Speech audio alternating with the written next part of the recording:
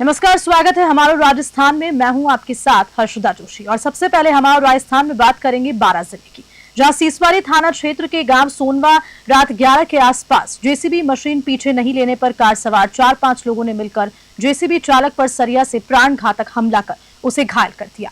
इस मारपीट के दौरान जेसीबी चालक नवल गुर्जर का एक पैर टूट गया और सीने में चोटें भी आई। मामले में 4-5 लोगों के खिलाफ मुकदमा दर्ज कराया गया है। घायल जेसीबी चालक का निजी चिकित्सालय में उपचार जारी है।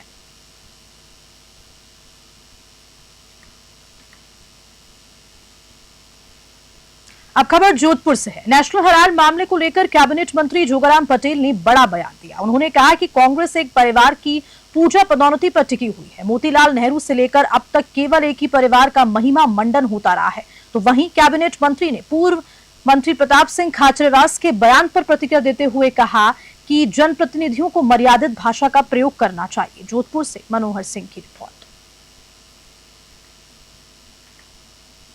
कि मैं किसी तरह की माफ़ी नहीं मांगूंगा, मैंने किसी तरह की गलती नहीं की है। मेरा ये मानना है जनप्रतिनिधि को उचित व्यवहार, मर्यादित भाषा का प्रयोग करना चाहिए। जिस तरह का व्यवहार और भाषा का प्रयोग आदरणीय प्रताप सिंह जी कर रहे हैं वो उचित नहीं है। माफ़ी मांगे या नहीं मांगे उसके समय मैं नहीं कह सकता, लेकिन मैं इतना कह सकता हूँ जिन शब्दों का प्रयोग वो हमारे लिए, माननीय उप मुख्यमंत्री महोदया के लिए या आदरणीय भैरव सिंह जी के लिए कर रहे हैं वो ठीक नहीं है। अब वो माने या नहीं माने ये उनकी मर्जी है, वो पब्लिक देख रही है। किस तरह का व्यवहार और शब्दों का प्रयोग एक जनप्रतिनिधि को, एक पूर्व मंत्री को करना चाहिए, वो उनको विचार करना चाहिए। मेरा मानना ये है कि उनका आचरण, उनका व्यवहार इस संबंध में दिया कुमारी जी के संबंध में जो किया है वो ठीक नहीं है। माफ़ी मांगे या नहीं मांगे, लेकिन उनका कृत्य निंदनीय है। सर, जिस तरह से नेशनल हेराल्ड मामले में लेकर राजस्थान से अपने जोधपुर में लगातार कांग्रेस के जो छोटे घटक है वो लगातार एक के बाद एक आयकर विभाग के सामने प्रदर्शन कर रहे हैं और सरकार पर आरोप लगा रहे हैं कि जानबूझकर पूरे परिवार को घेरने की कोशिश। कांग्रेस के पास एक परिवार की पूजा पद्धति के अलावा उनके पास कुछ रहा ही नहीं। नेहरू जी से लगा करके, मोतीलाल जी से लगाकर आज दिन तक वो सिर्फ एक ही परिवार की पूजा कर रहे हैं। और हिंदुस्तान में जितने घोटाले हुए उसमें 80 से 90% कांग्रेस के खाते में जाते हैं और जिनकी वो पैरवी कर रहे हैं वो जमानत पर हैं। अनेक बार हाईकोर्ट में नेशनल हेराल्ड को लेकर वो गए, परंतु उनके विरुद्ध जो मुकदमा दर्ज हुआ वो क्वेश नहीं हुआ, निरस्त नहीं हुआ।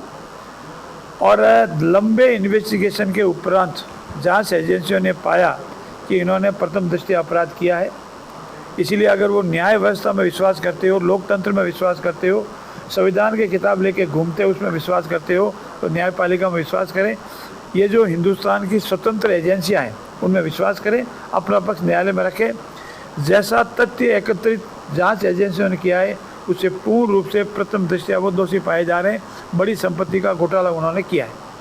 सर, एक रॉबर्ट वाड्रा का भी बयान सामने आया था। उन्होंने कहा कि अगर आप छुट्टी नहीं होती तो मैं ईडी के दफ्तर में सवालों का जवाब दे रहा होता। उनको बुलाया जा रहा है, वो सवालों के जवाब दे रहे हैं और धीरे धीरे देखिए होता है क्या। अब खबर टोंक जिले से है, जहां पर विशेष टास्क फोर्स यानी कि जीएसटी टीम के खिलाफ लगातार मिल रही शिकायतों के बावजूद पुलिस अधीक्षक विकास सांगवान ने सख्त कार्रवाई करते हुए पूरी टीम को लाइन हाजिर कर दिया। इस कार्रवाई के तहत डीएसटी इंचार्ज हरिमन मीणा सहित कुल 10 सदस्यों को लाइन हाजिर किया गया। सूत्रों की माने तो टीम पर लंबे समय से अनुशासनहीनता और अन्य अनियमितताओं की शिकायतें मिल रही थी, जिसके चलते ये कदम उठाया गया। इस पूरे मामले की जांच निवाई सीओ मृत्युंजय मिश्रा को सौंप दी गई है। टोंक से ब्रिजेश पार्डीवाल की रिपोर्ट।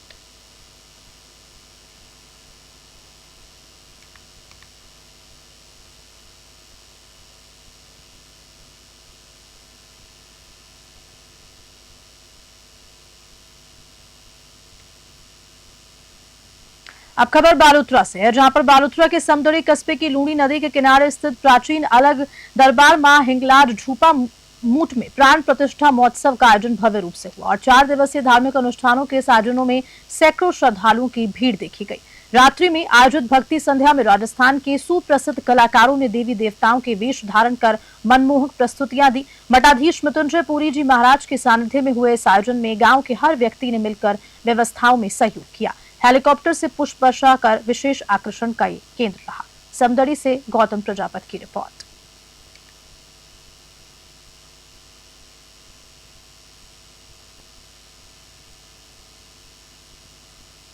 अब खबर देवली से है, जहां पर पुराने अजमेर मार्ग पर इंद्रपुरा मोड़ के करीब रविवार दोपहर एक टेम्पो की टक्कर से बाइक सवार दादा पोता घायल हो गए, जिन्हें देवली चिकित्सालय उपचार के लिए लाया गया। यहां पोते को चिकित्सकों ने उपचार के लिए अन्यत्र रेफर कर दिया। घायल भंवरलाल पुत्र शीतल लाल मीणा निवासी इंद्रपुरा कॉलोनी का है, जो कि अपने 10 साल के पौत्र आरव पुत्र सुल्तान और पोती आश्रिता को लेकर ठागरिया कॉलोनी में उपचार के लिए आ रहे थे। सूचना पर देवली थाना पुलिस पहुंची और घटनाक्रम की परिजनों से जानकारी ली। देवली से रोहित साहू की रिपोर्ट।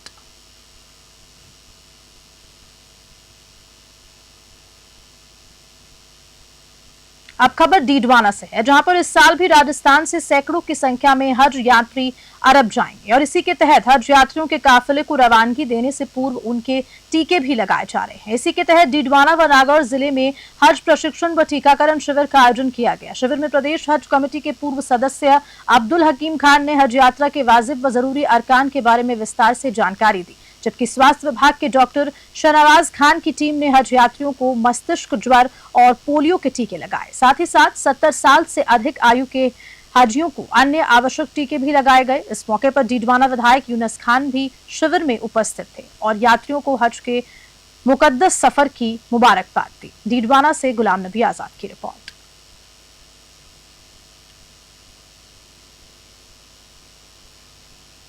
बकानी नगर में मुस्लिम समाज द्वारा ऐतिहासिक पहल करते हुए पहला निशुल्क सामूहिक विवाह सम्मेलन आयोजित हुआ। इस सम्मेलन में 11 जोड़े निकाह के पांकीजा रिश्ते में बंधे। इस मौके पर इस्लाम सदर प्रिंस पठान ने जानकारी देते हुए कहा कि ये इज्तिमाई शादी सम्मेलन पूरी तरह से निशुल्क रखा गया है, ताकि समाज में शादियों पर होने वाले अनावश्यक खर्च को रोका जा सके।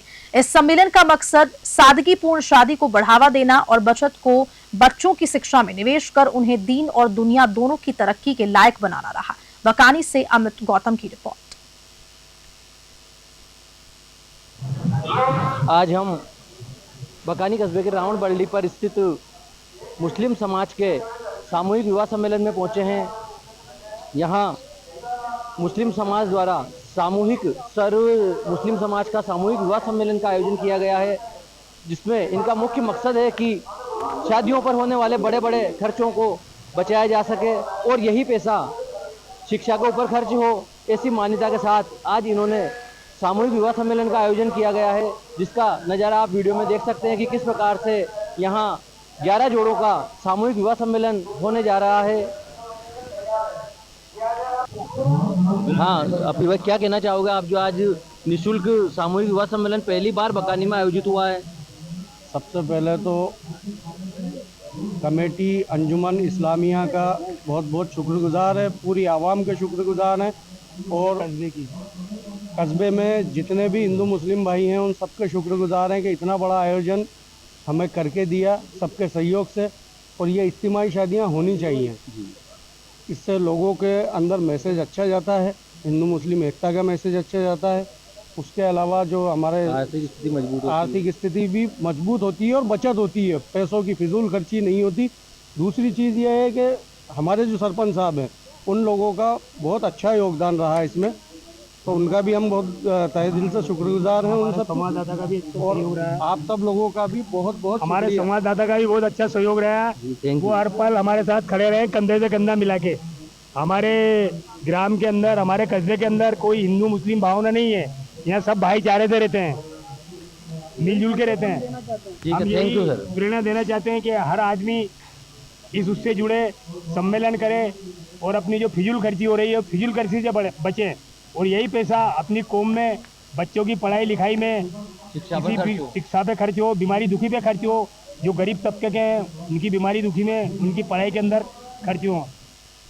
अब खबर धौलपुर से है, जहां पर राजस्थान क्रिकेट संघ के तत्वावधान पर जिला क्रिकेट संघ धौलपुर द्वारा 14, 16 एवं 19 वर्षीय खिलाड़ियों के लिए ग्रीष्मकालीन निःशुल्क क्रिकेट प्रशिक्षण शिविर रविवार को शुरू हो चुका है। शिविर का शुभारंभ राजस्थान क्रिकेट संघ के पूर्व सचिव समुद्र तिवारी, वरिष्ठ उपाध्यक्ष संजीव श्रीवास्तव, संयुक्त सचिव नरेंद्र मीणा और विनोद पाठक ने खिलाड़ियों से परिचय प्राप्त कर लिया।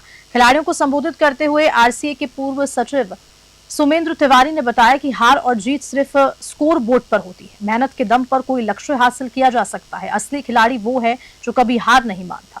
मैदान में गिरना बड़ी बात नहीं, लेकिन बिना कोशिश किए उठना सबसे बड़ी गलती है। धौलपुर से संजय कसाना की रिपोर्ट।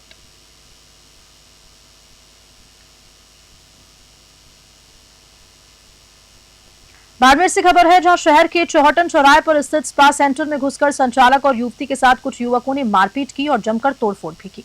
इस घटना का सीसीटीवी फुटेज सामने आ पाया। वीडियो में 2 युवक सेंटर में बैठे संचालक और युवती के बाल खींचकर मारपीट करते नजर आ रहे हैं। पुलिस ने मामला दर्ज कर जांच शुरू कर दी है। बाड़मेर से मोहम्मद हनीफ की रिपोर्ट।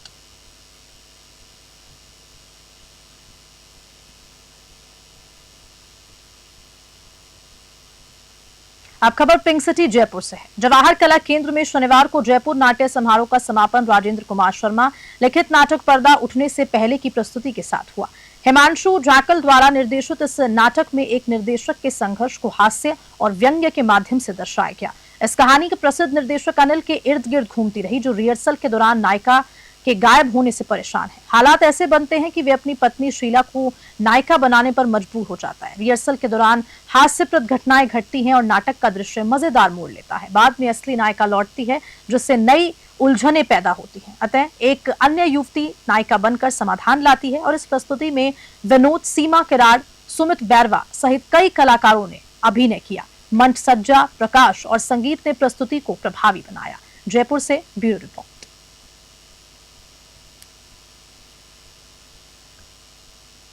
अब खबर विजयनगर से है, जहां भारतीय जनता पार्टी मंडल विजयनगर द्वारा भारत रत्न डॉक्टर भीमराव अंबेडकर सम्मान अभियान के अंतर्गत नगर निकाय संगोष्ठी का आयोजन होटल संचेती पैलेस में किया गया।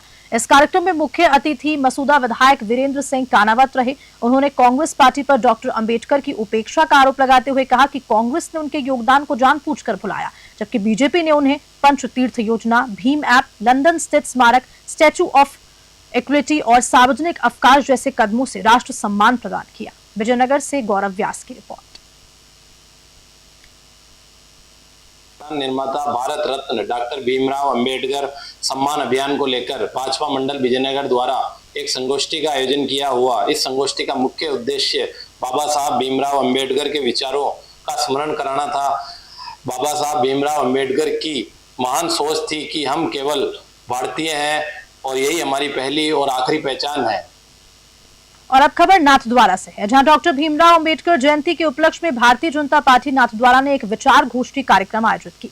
इस कार्यक्रम संयोजक एवं संचालक कुलदीप कनेरिया ने गोष्ठी में विचार प्रकट किए। तो कार्यक्रम में मुख्य वक्ता के रूप में पूर्व जिला अध्यक्ष मान सिंह भैरट, बीजेपी नगर अध्यक्ष प्रवीण जोशी आदि अतिथि उपस्थित थे, जिन्होंने बाबा साहेब की जीवनी पर अपने विचार प्रकट किए। इस दौरान कार्यक्रम में पार्टी कार्यकर्ताओं के साथ वाल्मीकि समाज के कई गणमान्य एवं युवा मौजूद रहे। राजसमंद से प्रमोद जोशी की रिपोर्ट।